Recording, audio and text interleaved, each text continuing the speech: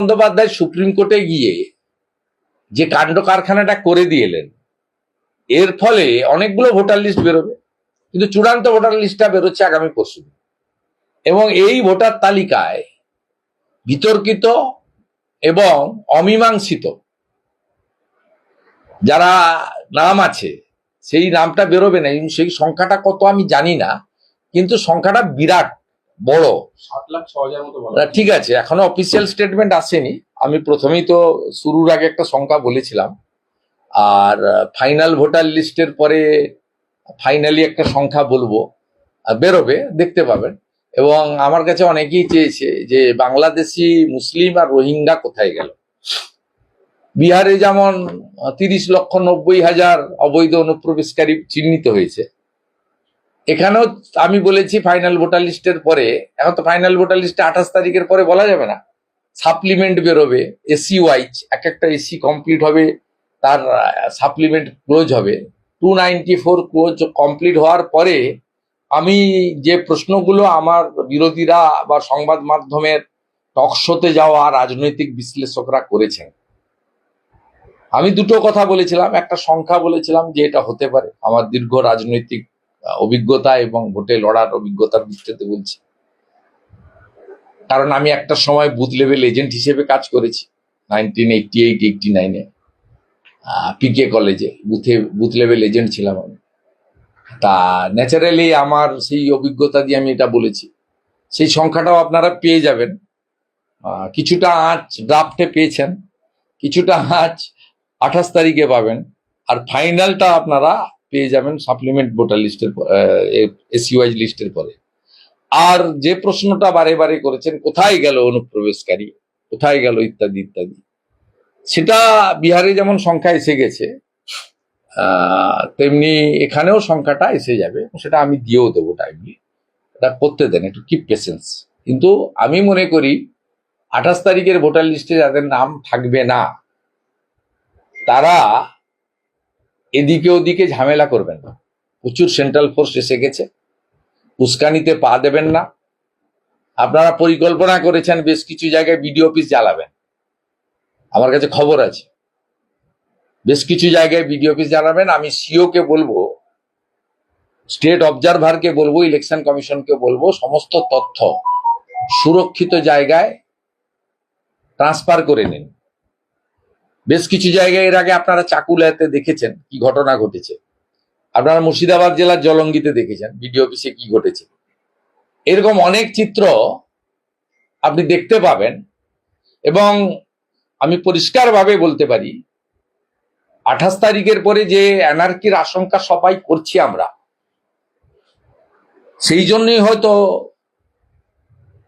ভারত সরকার বা ইলেকশন কমিশনের পক্ষ থেকে আগেই 240 কোম্পানি পাঠিয়ে দিচ্ছে। আশঙ্কা মিথ্যাও, এই প্রার্থনা করব রঙিন উৎসব দোলের আগে এই ধরনের ঘটনা না ঘটাই ভালো। এছাড়াও মুসলিমদেরও এই মাসে তাদের একটা চলছে, ধর্মীয় রীতিনীতি চলছে, না হয় ভালো। কিন্তু উস্কানি দাতা তো এখানে আছেন মমতা ব্যানার্জি, তিনি তার উস্কানি দেওয়া কথাবার্তা গতকাল থেকেই শুরু করেছেন, যে আমি না বাধা দিলে 1,20,00,000 বাদ চলে যেত। এবং তিনি আজকেও আলপটকা মন্তব্য করেছেন, আগামী কয়েকদিন করতে থাকবেন। অতএব উনি বহুবার উস্কানি দিয়ে এই রাজ্যে শান্তি নষ্ট করেছেন।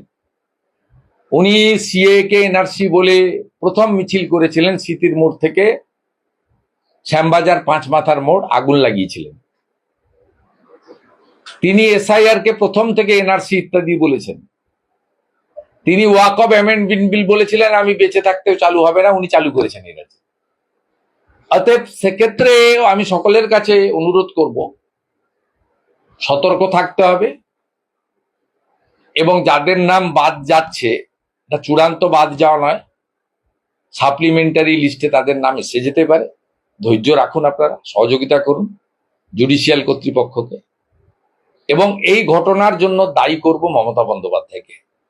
তিনি নজিরবিহীনভাবে সুপ্রিম কোর্টের হস্তক্ষেপ প্রার্থনা করে দুটি সাংবিধানিক সংস্থার সঙ্গে যে লড়াই লেগেছিল, তাতে তৃতীয় সাংবিধানিক সংস্থাকে যুক্ত করে দিয়েছেন। ক্রেডিট এবং ডিসক্রেডিট দুটোই মমতা ব্যানার্জির জন্য থাকলো।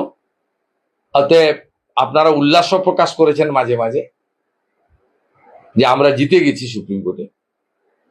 তাই বিক্ষোভ যদি করতে হয়, প্রশ্ন যদি করতে হয়, আজকে ডিএ আন্দোলনকারীদের মতো কালীঘাটের কাছে গিয়ে বা নবান্নতে গিয়ে উত্তর চান, অন্য জায়গায় করবেন না, রাজ্যে যেন শান্তি নষ্ট না হয়। প্রধানমন্ত্রীর নামে চিঠি দিচ্ছে তৃণমূল কংগ্রেস। কদর্য মিথ্যাচার চিঠি এইগুলো কেউ পড়বে না, কারণ প্রধানমন্ত্রী এই রাজ্যে যা যা দিয়েছে, আমি তো ওনাদের বলছি শ্বেতপত্র প্রকাশ করুন। মাননীয় প্রধানমন্ত্রীর নেতৃত্বে এনডিএ গভর্নমেন্ট 10 লক্ষ কোটি টাকা আপনাদের দিয়েছে। ইউপিএ 1 এবং 2 আপনাদের দিয়েছে 2,65,000 কোটি টাকা। 30,000 কোটি টাকা 40 লক্ষ বাড়ি দিয়েছে, তালিকা প্রকাশ করুন। 72 লক্ষ শৌচালয় দিয়েছেন, তার তালিকা প্রকাশ করুন।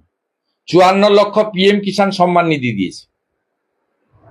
প্রধানমন্ত্রী পশ্চিমবঙ্গে 7 কোটি লোককে প্রধানমন্ত্রী অন্ন সুরক্ষা যোজনাতে চাল আর গম দিচ্ছেন, আপনারা গমের বদলে পচা আটা খাওয়াচ্ছেন। এর বাইরেও মেট্রো থেকে শুরু করে নানা প্রজেক্টে ভারত সরকার যে অর্থ দিয়েছে, কল্যাণী এইমস থেকে শুরু করে স্বাস্থ্য দপ্তরে যে সব অর্থ দিয়েছে, তার প্রকাশ ঘটান আপনারা, তার শ্বেতপত্র বলুন। আপনি তো নিজেই বলেছেন 2 কোটি বেকার চাকরি পেয়েছে। তাহলে আজকে 26 তারিখ অ্যাপ্রক্স 65 থেকে 70 লক্ষ বেকার ফর্ম ফিল আপ করলো। সংখ্যাটা ফাইনালি 80 লাখও হতে পারে। আমি বিকেলে নিয়েছি, এটা 70 লাখে চলে গেছে। ভাবতে পারেন 80 লক্ষ মাধ্যমিক পাস, তারা 1,500 টাকা অর্থাৎ 50 টাকা ডেলির জন্য আজকে গিয়ে দরখাস্ত করছে। এরপরেও আপনি বলবেন আমি 2 কোটি লোককে চাকরি দিয়েছি, মাথা পিছু রোজগার 3 গুণ করে দিয়েছি। কত বড় মিথ্যাচার আজকে পশ্চিমবঙ্গে প্রমাণ হয়ে গেছে। অর্থাৎ প্রধানমন্ত্রীর বিরুদ্ধে এই কুৎসা মিথ্যাচার এগুলো কেউ